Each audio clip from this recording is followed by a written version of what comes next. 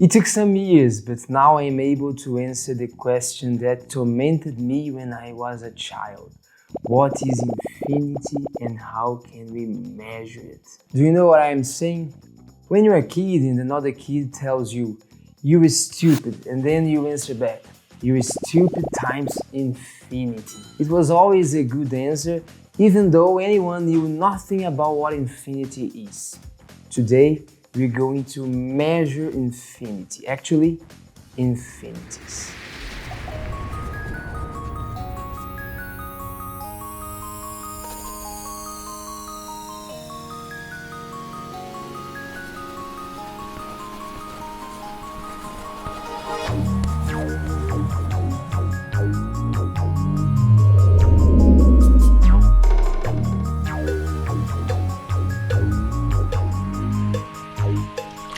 I could start asking you, are there more numbers between 0 and 1 or between 0 and 2? The answer seems quite obvious, but be careful, infinity likes to play tricks. So before counting and comparing infinite quantities, let's start with finite ones. If we're living in a time in human history that the concept of number isn't yet defined, how can you compare quantities?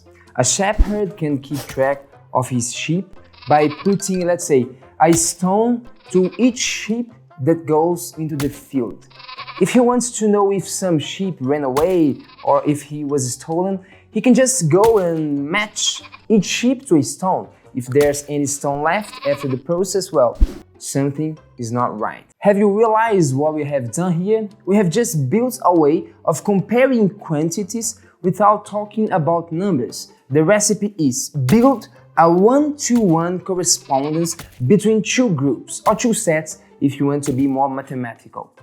If you can do so, the two sets have the same quantity of whatever we're talking about. Okay, we haven't discovered the wheel here. Humankind has done this, and this actually has a lot to do with the definition and invention of numbers and numbering systems. But come on, even though it isn't nothing really new, we have in some way built it together, don't we?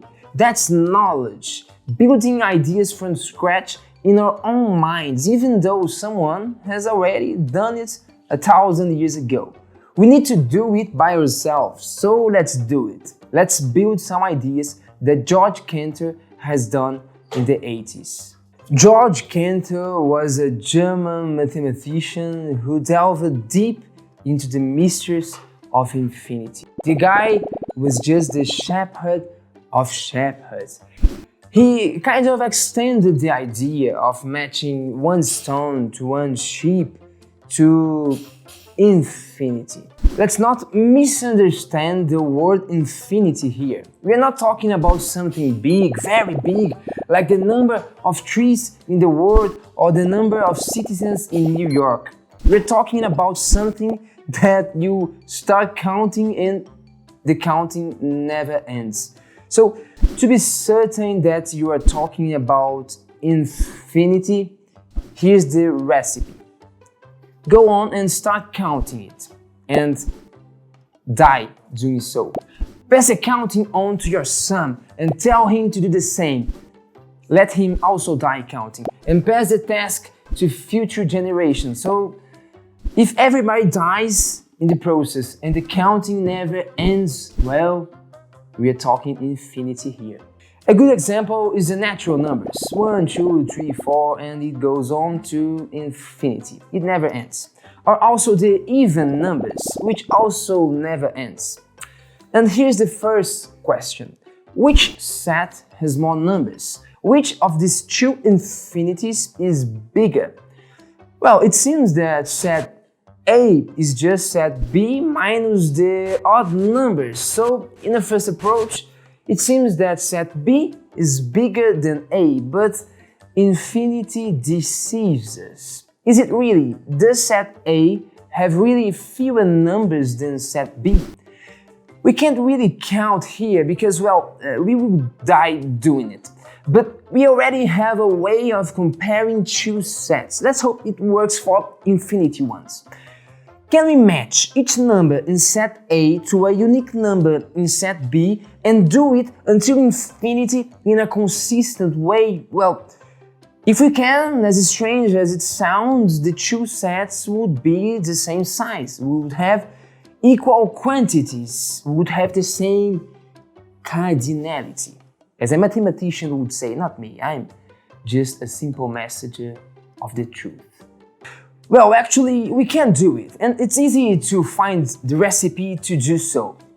Build a machine that takes a number from set A, multiply it by 2 and return a number to set B. We have built a function f from A to B. F of x equals to 2x. Mathematicians say that this function is bijective, which only means that we have done it. We have built a one-to-one correspondence between sets A and B, leaving no one behind. Each even number is just twice its half. Okay, saying it loud seems stupid, but the thing is, the correspondence is really one-to-one until infinity.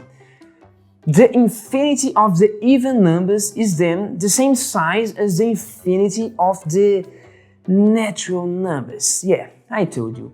Infinity plays tricks. The cardinality, the size of the natural numbers, which is the same as the even numbers or the odd numbers, is the smallest infinity of all. We baptize it as LF0. This is awkward, I know. It seems that if we join the even numbers and the odd numbers, we get the natural numbers. And that's quite right, but here the cardinality of the biggest set is the same cardinality of the individual ones used to build the bigger one. LF0 plus LF0 is just LF0, not twice it. A different algebra, yeah. Infinity is different from the simple numbers. Get used to it. So we have built here a kind of a rule to measure infinity. The even numbers, the odd numbers, the natural numbers, they all have the same size. They all fit in that rule. Now, we can use our knowledge in that rule to measure other infinities. What do you think? Are there more real numbers between 0 and 1 than we have in all natural numbers? Is the cardinality of the real numbers between 0 and 1 equal to LF0? Well, here you got it right, I hope so. The answer is no. There are more numbers, real ones, between 0 and 1 than we have in all the natural numbers. And let's see how Cantor did it. Let's try to build a one-to-one correspondence between the natural numbers and the real numbers between 0 and 1. The thing is, after you have matched every natural number to a decimal number between 0 and 1, you can see that it's easy to build a number between 0 and 1 that has no match. Construct it in such a way that its first decimal place is different from the first number's first decimal place. Its second decimal place is different from the second number's second decimal place. Its third decimal place is also different from the third number's third decimal place. And it goes on. Put a machine to work. You have built a number that is different from every decimal number of our list, since it differs from each one of them at least in one decimal place. And this number has no match in our one-to-one attempt to match the natural numbers with those real ones between 0 and 1. Have you catched it? Ta-da! There are more real numbers between 0 and 1 than the natural numbers. The cardinality of it is greater than LF0. Let's call it C. Now that you're quite intimate with infinity, what do you think? Are there more numbers here or here? I hope you haven't fallen into this trick. The cardinality is the same. Here's how we can build the one-to-one correspondence. Put these two straight lines parallel to each other. Connect its streams, and there's your one-to-one geometrical correspondence. Every point in the green line is matched to a unique point in the red line. The cardinality of the set of the real numbers between 0 and 2 is also LF0. We have the same amount of number there, not twice it. Well, and what about an infinity straight line? The cardinality is also the same.